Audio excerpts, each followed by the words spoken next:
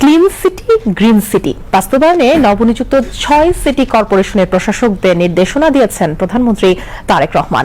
প্রজ্ঞাপন জারির একদিন পর আজ সচিবালয়ে প্রধানমন্ত্রীর সঙ্গে সাক্ষাৎ করতে গেলে তিনি এই নির্দেশনা দেন। বিস্তারিত থাকছে মেজবা শিমুলের রিপোর্টে। সরকার গঠনের 7 দিনের মাথায় 6টি সিটি কর্পোরেশনে প্রশাসক নিয়োগ দেয় বিএনপি সরকার।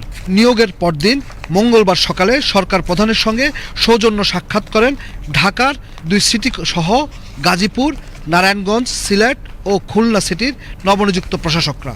যে আমরা চেষ্টা করব জনগণের সাথে থেকে সেগুলো অনেকটা সমাধান করা, যেগুলো না পারবো সেগুলো সরকারের কাছে এসে তুলে ধরা এবং সরকারের সহযোগিতা নিয়ে সেই সমস্ত বিষয়গুলোকে সমাধান করা। বাংলাদেশ সরকারের ভাবমূর্তি এবং মাননীয় প্রধানমন্ত্রী তিনি নগরবাসীর কাছে প্রতিশ্রুতিবদ্ধ, সেই প্রতিশ্রুতিবদ্ধতা আমরা বাস্তবায়ন করার জন্য আমরা চেষ্টা চালিয়ে যাব। সাক্ষাৎকালে ক্লিন সিটি গ্রিন সিটি বাস্তবায়নে বেশ কিছু বিষয়ের উপর জোর দিয়েছেন প্রধানমন্ত্রী।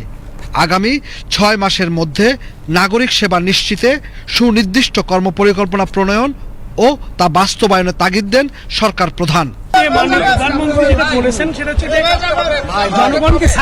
এই সিটি কর্পোরেশনে আমরা আগামী 6 মাসের মধ্যে যে প্রকল্পগুলো নিব এবং সেটা যেন যথাযথভাবে বাস্তবায়ন করতে পারি। প্রশাসক সিটি কর্পোরেশনের কাজগুলো মাঠ পর্যায়ে কতটুকু বাস্তবায়িত হচ্ছে তা পরিদর্শনের ঘোষণা দিয়েছেন প্রধানমন্ত্রী তারেক রহমান। প্রায়োরিটি ভিত্তিতে যে সকল সমস্যাগুলি আছে সেই সমস্যাগুলি নির্ধারণ করে একটা প্ল্যান 7 দিনের মধ্যে তৈরি করা এবং আগামী 6 মাসের মধ্যে সেই প্ল্যানটা বাস্তবায়ন করার জন্য আমাদেরকে নির্দেশ প্রদান করা হয়েছে।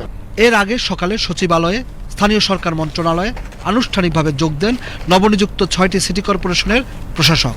এ সময় নিজ নিজ সিটির জনদুর্ভোগ লাঘবে নিজেদের প্রাথমিক কর্মপরিকল্পনা তুলে ধরেন নতুন প্রশাসকরা। আমাদের মাননীয় প্রধানমন্ত্রী যে দিক নির্দেশনা দিয়েছেন, প্রত্যেক সিটি কর্পোরেশনের যে সকল সমস্যা আমরা চিহ্নিত করব, এই সমস্যাগুলোর সমাধানের জন্য আমরা প্ল্যান নিব।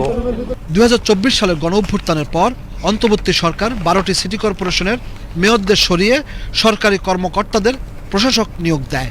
বিএনপি সরকার গঠনের পর 6 জন রাজনৈতিক নেতাকে এসব পদে প্রশাসকের দায়িত্বে বসানো।